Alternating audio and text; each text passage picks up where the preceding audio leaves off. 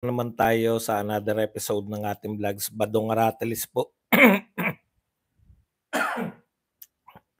Pag-uusapan natin ngayon, ito po, no, pati po si Vice Ganda, bumibira na rin po, no. Tahimik pa rin po si Erich Sylvester Tulfo dito po sa mga bintang po sa kanya na nameke ng papeles. Aba, mukhang meron po siyang ano riyan, mukhang meron po siyang tinatawag nating idol pagdating po diyan, no, sa pagtahimik.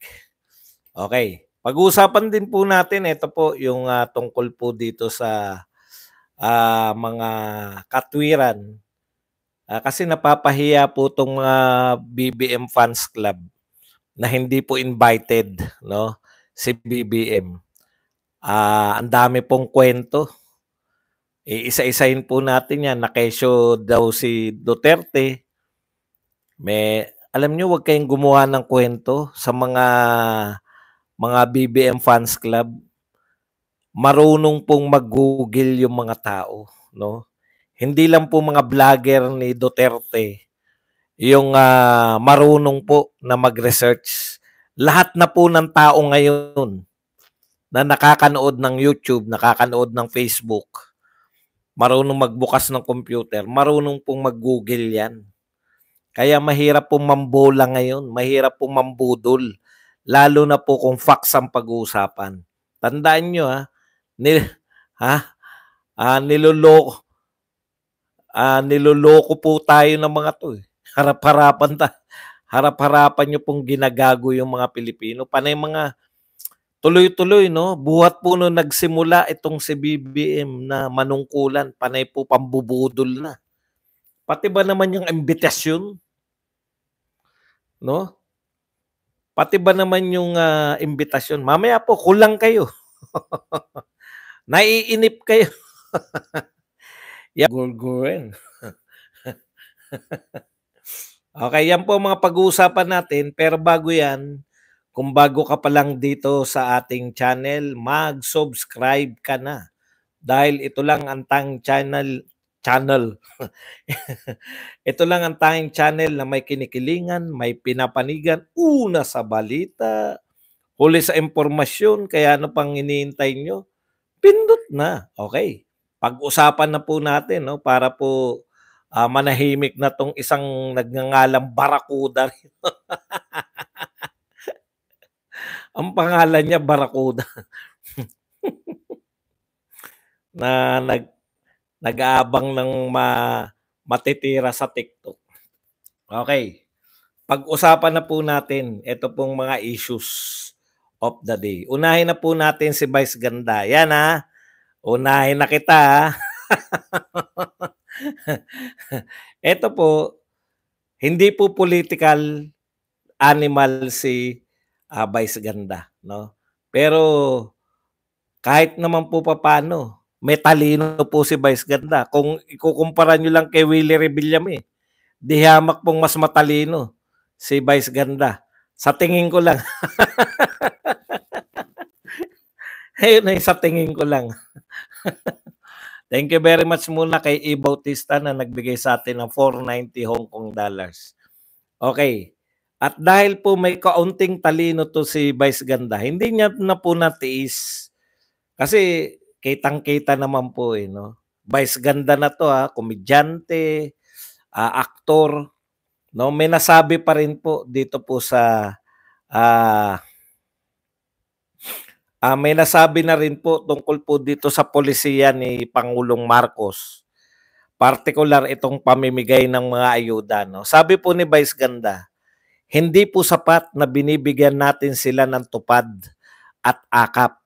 Kailangan yung magpagawa ng mga pasilidad sa ospital.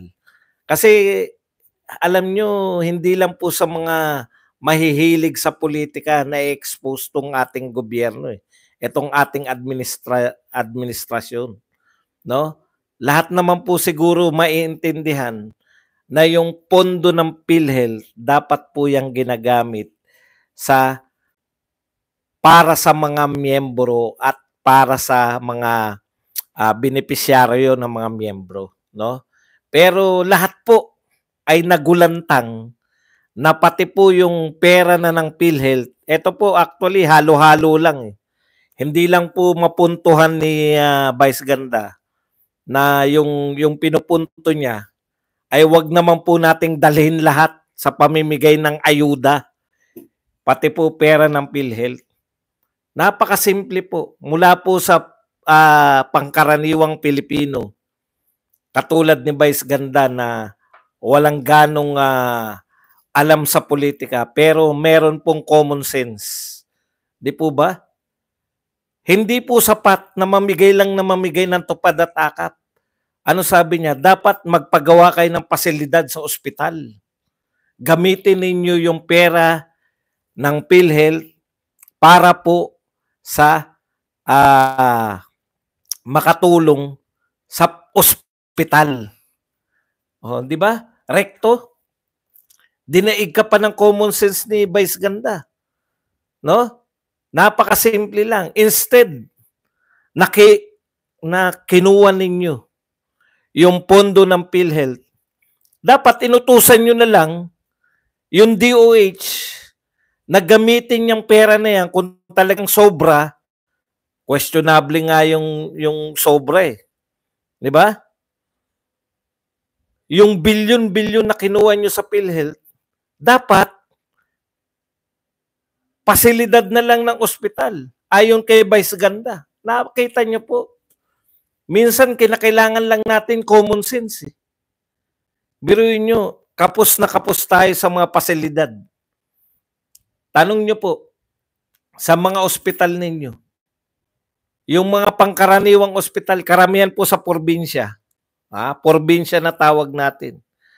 Karamihan po sa probinsya, alam po ninyo, kulang. Meron po sa bawat probinsya siguro, sa Kapitolyo, may ospital doon. Pero yung paano yung malalaki po ang probinsya natin eh. No? Karamihan po, may isang public hospital lang na halos kompleto. Halos lang ha. Pero yung mga nasa munisipalidad, wala halos gamit yan. Kaya po karaniwan, pag malala po ang sakit, pupunta na yan sa Kapitolyo, dun sa may ospital na merong pasilidad. Napakasimple, no? Hindi po kinakailangan ng political genius ka. Hindi nga vlogger to si Vice Ganda eh. Kadalasan nga asar ako rito eh. Kasi hindi ko gusto yung kanyang patawa eh. Pero sa pagkakataong ito, no, napaka-practical. Kung may pera ang PhilHealth, yun yung gusto niyang sabihin eh. Huwag naman dalhin yan sa tupad at akap. Ipagpagawa na lang natin ang mga pasilidad ng ospital. Di ba? Simple-simple. Minsan sa mga simpleng bagay, katulad po, maibida ko lang po yung pagsama ko dito sa tree planting ni Apollo Kibuloy. Pastor Apollo Kibuloy. Tignan niyo po yan. Napakasimple. Problema natin lagi baha. Putya, nag-tree planting sa buong Kapuluan. Wala po nag-iisip na tree planting. Yung totoong tree planting, ha? Hindi po yung pa-picture lang. Ha? Oh, yan po yun. Yan po yun sa probinsya. Okay, punta na po tayo rito sa iba pang usapin. Alam nyo, na hindi na lang po ako ngayon kay BBM naaawa. Naaawa rin po ako sa mga fans club ni BBM. Ipinagpipilitan po nila, no? Na wala talagang inimbitahan. Alam niyo po ba yung salitang Google? Pwede niyo pong i-search yan, no? Di ba? Pwede po kayong mag-research sa Google na itanong po ninyo sino po yung mga inimbitahan ni BP Sara. Ay, BP Sara. Bura. Naghalo. Ulit. Itatanong nyo lang kay Google, sino po yung mga inimbitahan na world leader o mga presidente, ang mga leaders ng iba't ibang bansa, sino po yung inimbitahan ni Donald Trump? Lalabas po na nag-imbita po si Donald Trump, no? Taliwas po sa gustong palabasin ng mga 'to. Kasi ang pinagbabatayan nila yung sinabi ni Ambassador Romualdez, eh.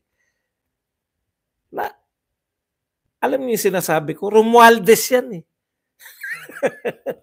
May tiwala pa rin kayo sa mga Romualdez? Basahin lang po natin na saglit yung ano, yung sinasabi ni Romualdez, para po maunawaan natin. As a matter of policy, no head of state is invited since the 1800s. No head of state has been invited to the US presidential inauguration. Only an ambassador are invited. Yan po, sinabi ni Jose Manuel Romualdez. Kamag-anak po yan ni BBM. No? Kasi pahiyang-pahiya po sila na sa lahat ng pagsisip-sip ni BBM, nagpakatuta na ng gusto sa US, hindi pa rin invited.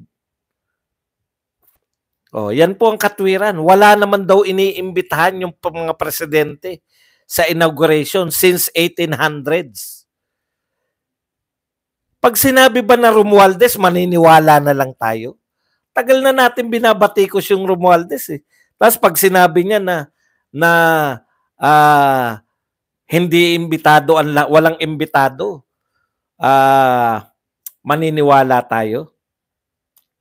Big deal ba sa inyo kung hindi inimbita? Hindi po. Hindi big deal sa amin.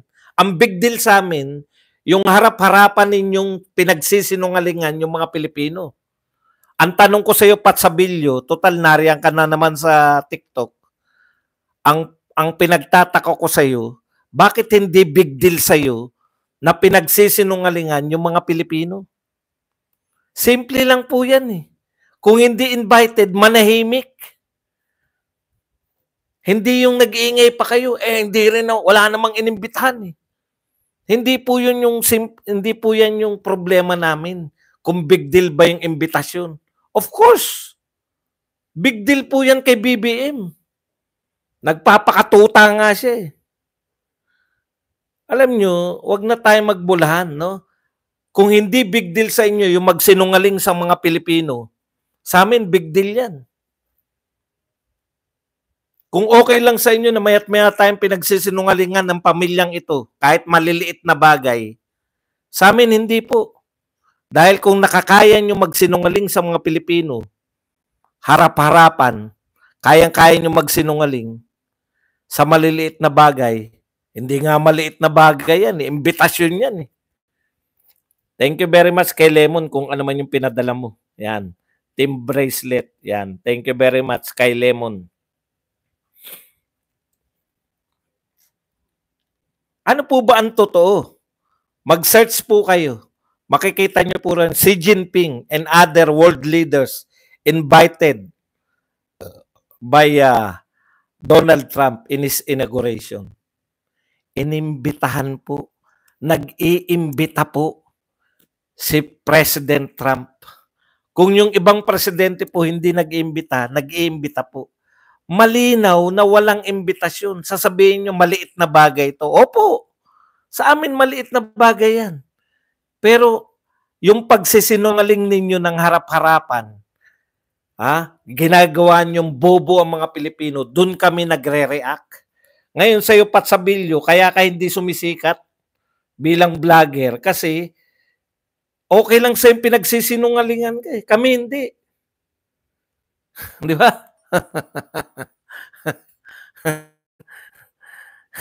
Big deal ba sa amin na hindi maimbita? Hindi naman kami presidente. Pero kay BBM, big deal sa kanya yan. Kaya nga yung mga tuta nyo dito nakakalat. Eto po. So yan yung sinasabi nila, di ba? Sinagot natin kanina yan. Sabi ko, mag-research lang kayo. Binasa natin. Imbitado si Xi. Iba po yung inimbitahan. Iba po yung ang imbita. Iba rin po kung dadalo ba si Xi Jinping o hindi. Naintindihan nyo? Magkaiba po yun. Ngayon, ito po ang katwiran nila. may bago na naman silang katwiran tungkol po diyan. Sabi po, kino-quote nila si Martin Andanar. Kino-quote nila si Martin Andanar. Sino po ba si Martin Andanar? Siya po yung head ng PCO. PCO dati, no? Hindi ko alam kung PCOO, nakalimutan ko na. Basta yung katumbas ng PCO ngayon, siya yung head dati nung panahon ni Duterte. Okay, sabi po ni Martin Andanar, kinote po ng mga tukmol, it is not customary for heads of state to attend the US inauguration because it is a domestic event. The head of mission or the ambassador is the representative of our country. So ang sinabi ni Andanar, hindi dadalo si Duterte. Pero ito po ang kinatwiran na itong pinost nitong JC Punong Barangay. Former President Duterte was also not invited by Trump to his inauguration in 2017. Hindi raw po inimbitahan si President Duterte. Kino-quote niya po si Andanar. Wala naman po sinabi si Andanar na hindi inimbitahan. Ang sinabi po ni Andanar, hindi dadalo si Tatay Digong. No? Iba po yung hindi ka inimbitahan, iba yung hindi ka dadalo. Magkaiba ba yun? Inimbitahan nyo ako. Sorry, hindi ako makakadalo. Inimbitahan nyo ako, pero hindi ako nakadalo. Si Tatay Digong, inimbitahan ni Trump noong 2017. Pero, hindi siya nakadalo. Hindi po, wala po sinabi si Andanar na hindi siya inimbitahan. Ang sinabi po ni Andanar, hindi makakadalo si Tatay Digong. Magkaiba po yung hindi inimbitahan at hindi makakadalo. Tinatama po natin yan. No? O ngayon, Badong, ayon sa yung research. Ang research ko lang naman, Google lang naman po. Ang dali-dali po.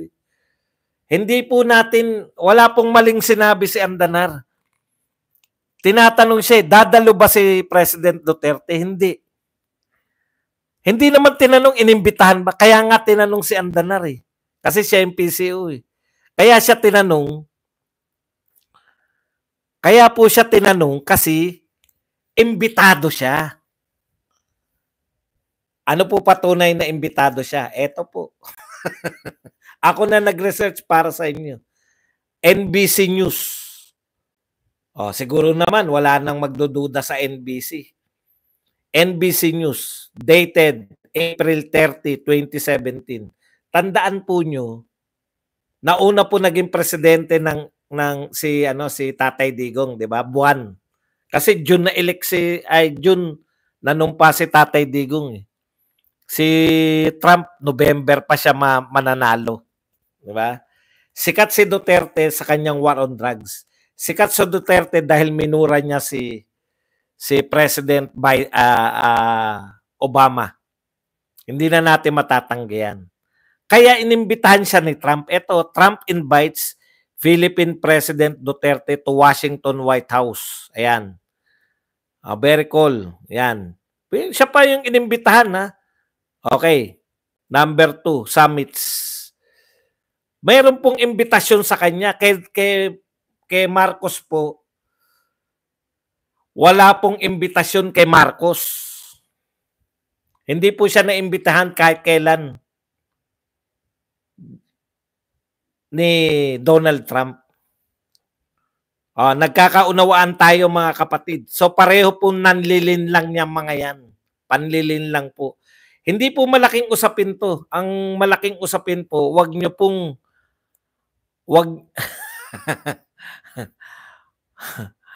wag nyo pong anong tawag doon? Wag nyo pong paiikutin yung mga Pilipino. Doon po kami asar. Okay? So kung hindi po invited si BBM ngayon, wala tayong magagawa. Manahimik lang kayo dapat, no? Nangangantsaw pa kayo eh. Hindi lang dumalo pero invited. Okay? Punta na po tayo rito sa mga iba pang balita. Badong, boxing ka na lang. O di ka mag-boxing, bakit mo ako pinipilit? Wala nga nanonood dun. Dito ako sa may nanonood.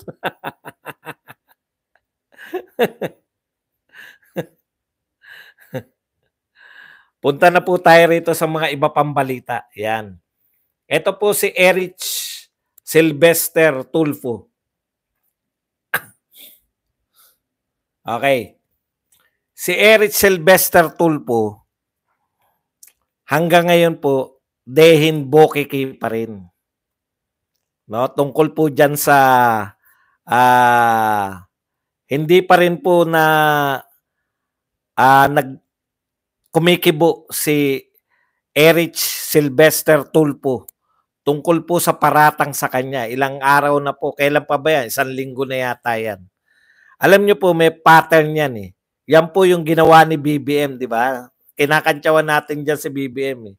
Ang paglutas ni BBM sa mga problema, Dehin Bokeke, may formula dyan si BBM eh. Lilipas din yan, di ba? Pag manahimik ka, lilipas din yan, huwag ka lang kumibo. Kasi pag kumibo ka, hahaba pa eh. Ang problema, nadala na nga kami kay BBM eh. 'Di ba? Ayaw na namin na hindi pinapansin yung mga problema. Alam mo, Erwin Tulfo o Erich Sylvester Tulfo, no? Hindi na uubra yan. No? Nadala na nga kami sa pananahimik lang ni BBM, lilipas din yan. Dehin Bokeke lang. Nga ikaw tumatakbo ka. At saka yung timing ng pagtakbo mo, kalilipas lang po natin na nasaksihan ng buong Pilipinas kung paanong pinaiyak, dinurog ang kaluluwa. Literal po to ha.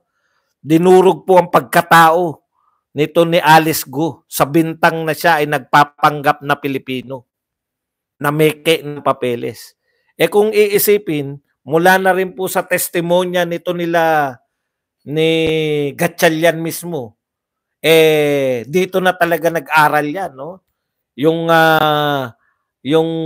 kumbaga, kung may nameke po ng kanyang mga birth certificate na kunwari dito siya pinanganak, hindi po si Alice Go, kundi yung mga tumatayong magulang niya.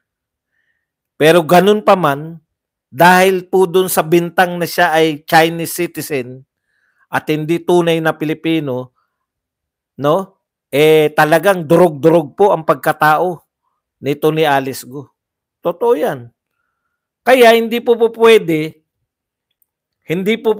na baliwalain nyo. Talagang pagkakampi nyo, hindi po ibig sabihin, dahil Tulfo yan. No? Pwedeng hindi siya magsalita.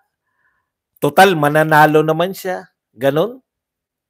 Alam nyo, ang china-challenge po dito, yung tayo mismong mga Pilipino. Eh.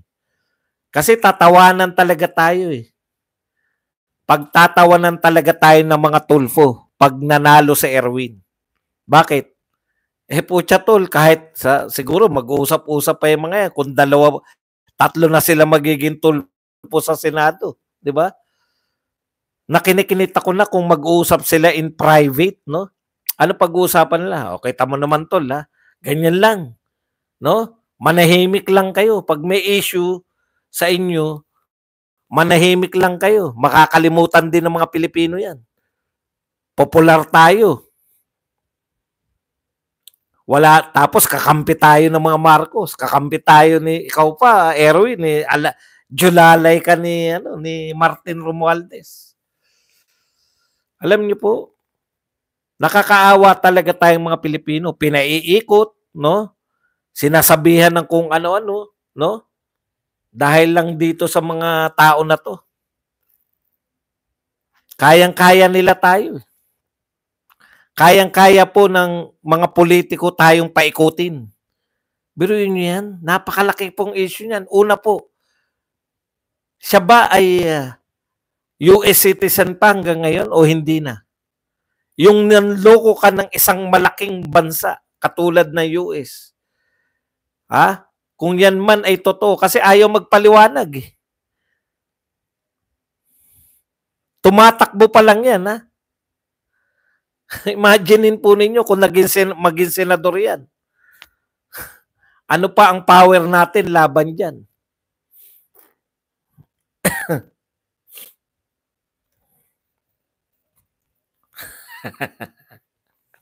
Yan lang bang kaya nyo? Sabihin, mag-boxing analyst na lang ako. Eh, wala kayong magagawa. Henyo ko eh. Magaling na sa boxing, magaling pa sa politika. Duterte daw, bobo. Kita mo mga kabobohan nito. Si Duterte daw, bobo. Okay, balikan lang po natin. No? Hindi po uubra yan, no? Yung nagawa niyong pananahimik. Kasi sawa na kami. Ginawa na sa amin ni Marcos yan, bongbong. At hindi kami papayag na kandidato pa lang pagkasenador, ganyan na ang turing sa amin. Tumahimik lang, tapos lilipas din yan. Utot nyo. Okay.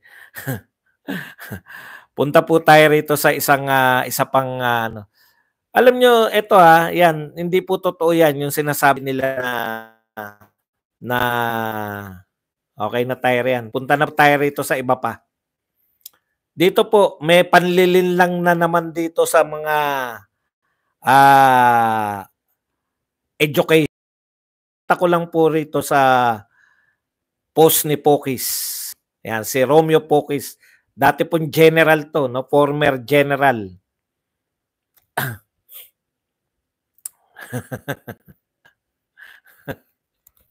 Hanggang ngayon ba po? Hanggang ngayon ba sinisisi nyo pa rin si Duterte sa Pogo? Matagal. Okay, eto po. Makinig lang po tayo.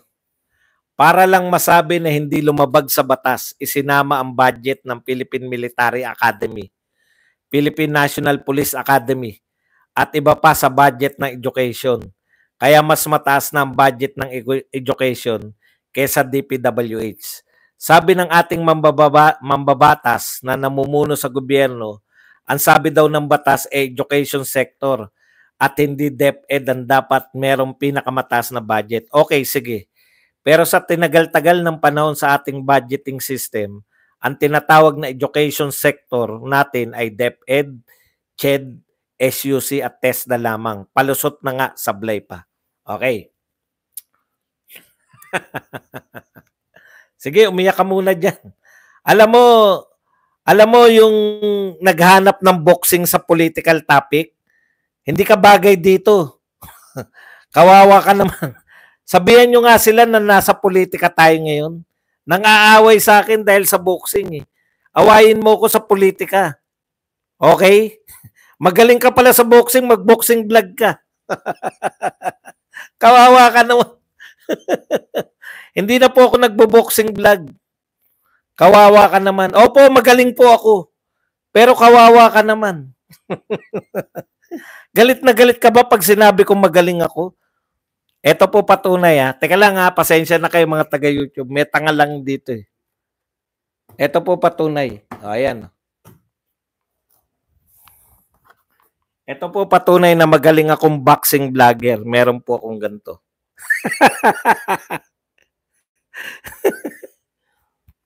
Hindi po ako nagsabi na magaling akong boksingero.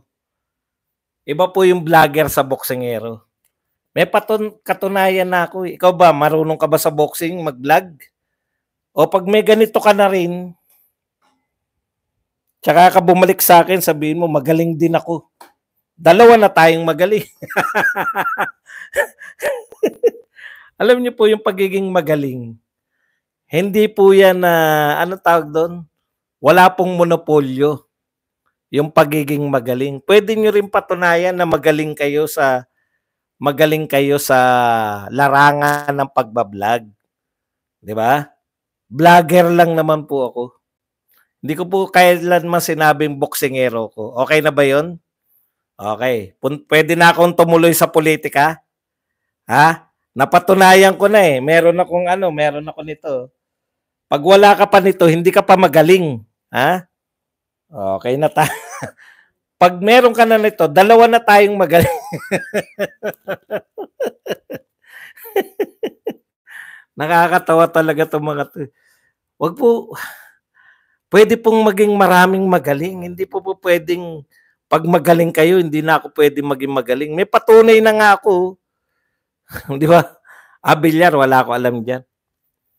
Bilyar. Wala po ako alam sa bilyar. Kaya, di aminado ko, di ba? Balik po tayo. Pasensya na po kayo kung napupunta po tayo kasi ganyan talaga eh. Okay.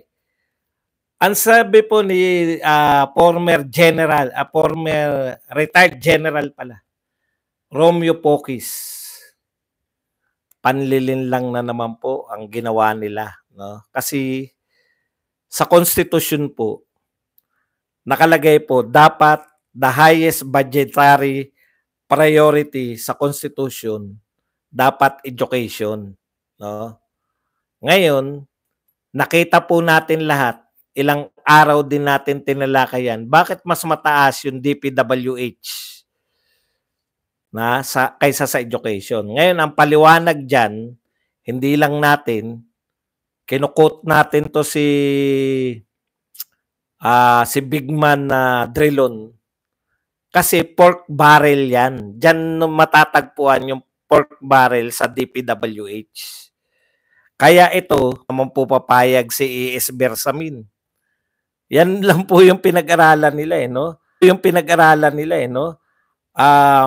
Masasampahan to. Masasampahan tayo na reklamo pagka tinuloy natin na mas mataas yung DPWH. So pinagsama-sama nila yung budget ng lahat ng education sector. Ang problema, dapat ang pasok lang po sa education sector, dapat DepEd, CHED, SUC. Ano po yung SUC? State Universities and Colleges. At saka TESDA. 'Di ba? Ngayon, dahil masyado na pong malaki yung ibababa ng DPWH, pagka pinapasok pa nila, pagka binabaan pa nila para lang mahabol na mas mataas yung education, bababa na masyado yung DPWH kasi wala na po ngayong 1 trillion eh. Ibig sabihin, hinahabol po nila na dapat yung education sector mas mataas po kaysa sa DPWH. Kaya ang ginawa nila, sinama po nila yung PNPA at saka PMA.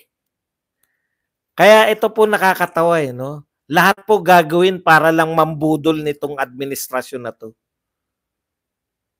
PMA po, Philippine Military Academy. Papayag ba?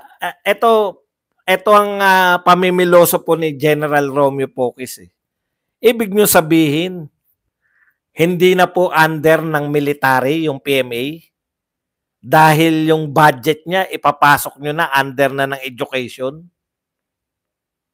Tamang nagte-training kayo pero ang training po niyan hindi po para sa education, ang training po niyan para magkaroon kayo ng DND, di ba? Okay. PNP, hindi na ba under ng PNP Academy yung PNP Academy ba hindi na under yan ng PNP? Bakit nyo po yung budget ng PNPA sa pagre-report kinakailangan ipasok sila sa education? Yun po yun eh. Panay pambubudol po talaga. Pati yung para lang masabi.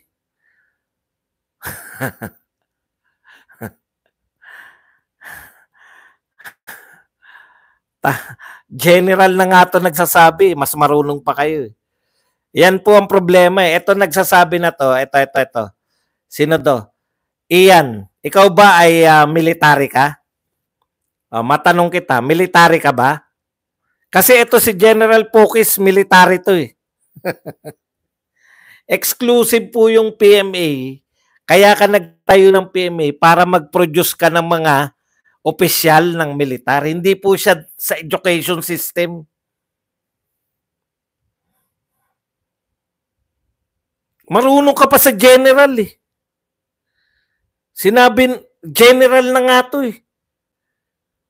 O taga Villamor Air Base din ako. Akala mo ikaw lang taga Villamor Air Base. General tong pinag-uusapan natin. Tayo nakatira lang tayo sa Villamor Air Base. Wag tayong mas marunong pa. Alam nila yan, galing sila sa PMA. Hindi ko alam kung PMA to si General Romeo Poques, pero malamang. Kasi retired na siya eh. Kailan lang naman yung PNPA, di ba? Kailan lang tayo nakakapag-produce ng general sa PNPA? Ibig ko sabihin, ang ginawa nila, dati na yung PMA, under yan ng budget ng military. Under po yan ng DND. Di ba? Okay. Ngayon, para mapasok po dun sa nakasunod sila kunwari. No, nakasunod sila kunwari dun sa probisyon ng konstitusyon, sasabihin nila na yung PMA ay education din. Oh, which is wrong, sabi ni dating General Romeo Poques. Alam niyo po,